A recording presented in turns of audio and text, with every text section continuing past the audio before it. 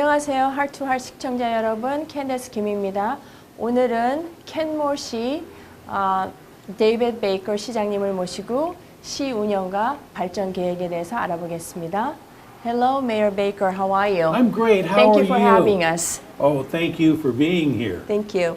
It's a lovely hangar too. I love it. It's a great building. It's run by the city, It's of run course. by the city. It's owned by the city, Yeah. and it's our community gathering space. I love it. I absolutely love it. I love the atmosphere. Okay, so we're going to go down to the question. Sure. That I have several questions. You earned your BS and MS degrees in nursing science from the University of Nebraska and later a PhD in neuroanatomy from Iowa State University. Did you originally intend to pursue a career in medicine? No, I never really wanted to be a doctor. I started wanting to be an anesthetist, an anesthesiologist, but I decided early on that I did not want to sit at the end of a table squeezing a bag all day. So research always intrigued me, and that's why I pursued the graduate degree in neuroanatomy. It was for the research. Good. After being raised in Los Angeles and attending school in Nebraska and Iowa, what made you settle down in Washington? Oh, what every man finds, a woman. I moved out here because of a woman who I did marry. So, yes, it was a woman who brought me out here. I see. Good answer. What initiated your involvement in government leadership and community involvement? I think the big thing is back in the early 2000s, I wanted to do something to my house. And I had to go 5 cities down, about 40 miles away to do it. And my city couldn't do it. And I just started thinking that I could do a better job than those idiots that were elected. The problem is now I'm one of those idiots. Okay. Tell us about recent efforts to develop and expand Kenmore's downtown area. You know, this is something that we have wanted to do since the very beginning. When this city was first formed in 1998, the idea was always to develop a sense of place, to develop a town center, to develop a downtown, if you will. This city is divided by a big highway, Highway 522. And as a result, it sort of splits our city. So we wanted something to sort of unify the city. And the plan was always to do that. So we worked hard and revised our code. The code that we have, we inherited from King County when we became a city.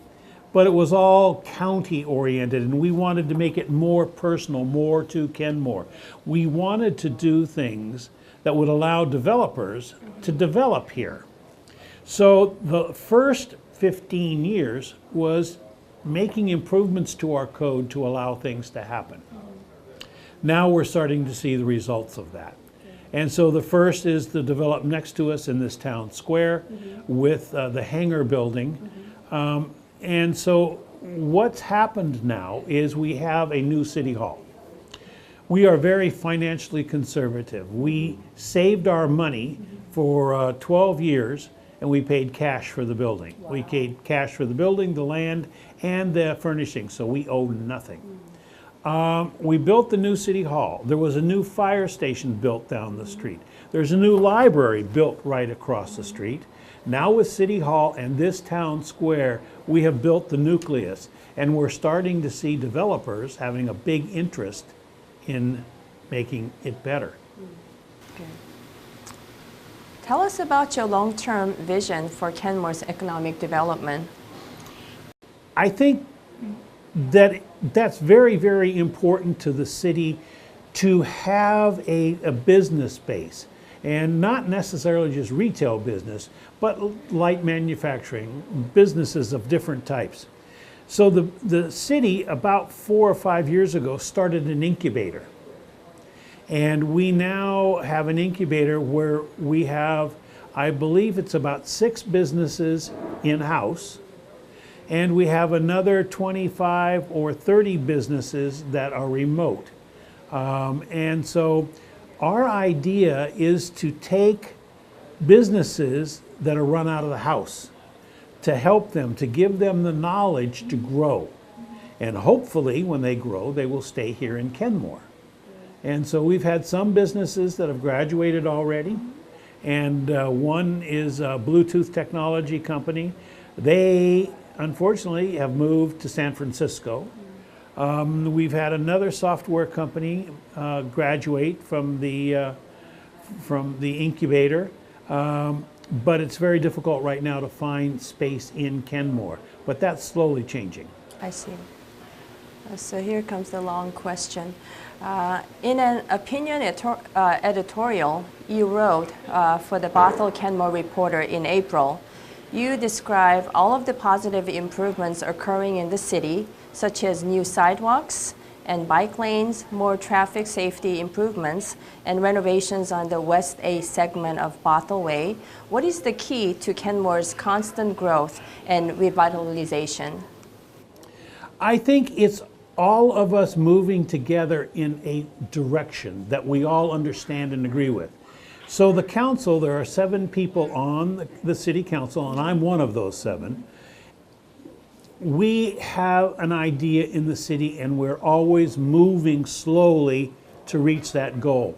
So some of the things that have worked, that we are concerned with, is children.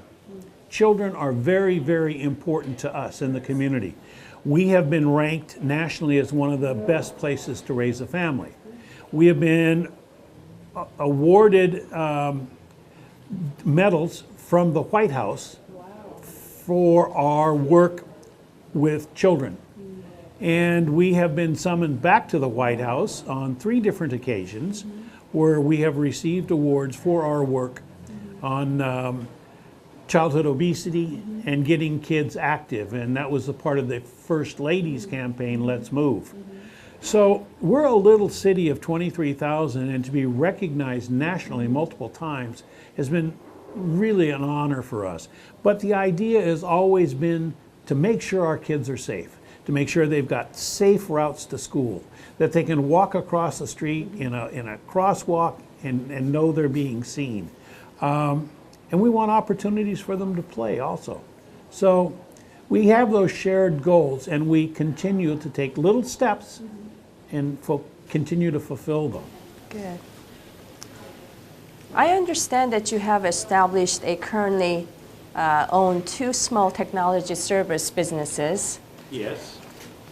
Can you elaborate on what kind of businesses they are? They're cell phone unlocking businesses. We all have cell phones. Yes. With modern technology, those cell phones take little SIM cards. But in the United States, they seem to be locked to a particular carrier. So when you travel overseas, you are stuck with very expensive phone bills. So I unlock them so you can put in a different SIM card and use your phone while you travel. How clever. Well, I don't know about that, but that's one of them. Another one has been high-speed inspection of products coming down assembly lines. So in other words, like soft drink bottling line. Something that goes by very fast, like 60 pieces per second. We inspect those to make sure they're filled right, the label is on straight, and if they're not, we operate the mechanism to kick it off the line. Okay. What is the most fulfilling aspect of your role as a mayor of Kenmore? Oh, there's so many. It's an opportunity for me to leave a mark on the community, to leave something behind that is a benefit to others. And I thoroughly enjoy going out and meeting people. I enjoy meeting different legislatures. I enjoy going out and asking for money to make things happen here in Kenmore. And we've been very, very successful in getting funds. In the last 6 years, I think we've brought back close to $60 million for projects in our city. And given the economic times, that's pretty good. Yes. Good. Outside of your position as a mayor, what kind of civic and community activities are you involved in? Oh my goodness. I'm involved in King County Board of Health. I'm a member. I'm involved as a member of the National League of Cities Information, Communications, and Technology Committee. I am a trustee on the on Harbor View's Board of Trustees. I'm involved with Evergreen Hospital as a member of the Community Advisory Committee. I've also been appointed to their digital committee. So I'm very, very involved. I think the last told there's about 18 different committees and boards that I serve on. Good. Wow. So we're going to go back to this other question here. What are some projects currently being undertaken to enhance the quality of life for the residents of Kenmore? We have a bridge that crosses the Sammamish River, or Sammamish Slough, that was built in 1937. It is getting very tired, and the plan is to replace that bridge. We've been very successful and gotten $22 million to do that, and construction will start in, I think, 2019.